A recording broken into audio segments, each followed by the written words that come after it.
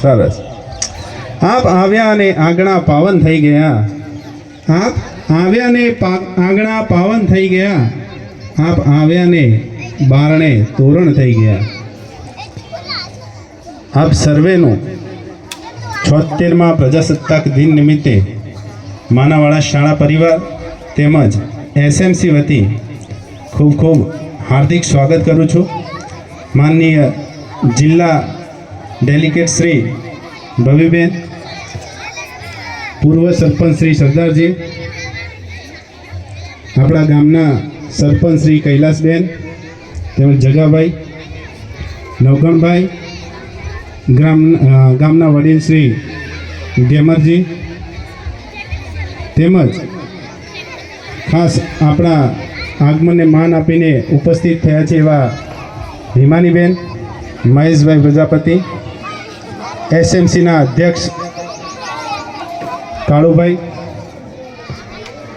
પૂર્વ અધ્યક્ષ શ્રી અમજીભાઈ, તેમજ આપણા ગામના વડીલો, ભાઈઓ, બહેનો અને વિદ્યાર્થી મિત્રો, આપ સર્વેનું માનાવાડા શાળા પરિવાર ખૂબ ખૂબ હાર્દિક સ્વાગત કરે છે.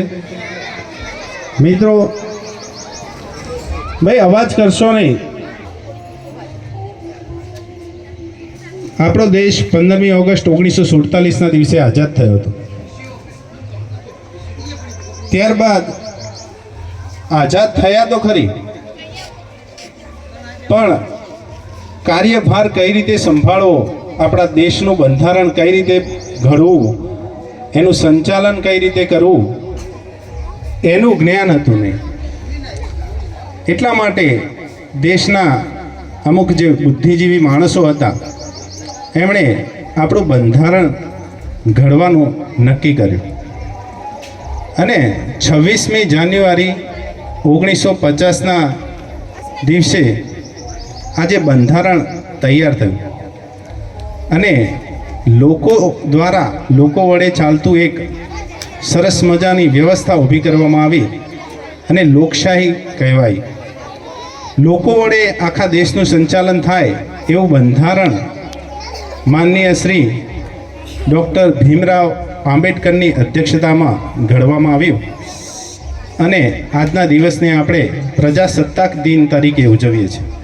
અને આ વખતે આપણો 76મો પ્રજાસત્તાક દિન છે.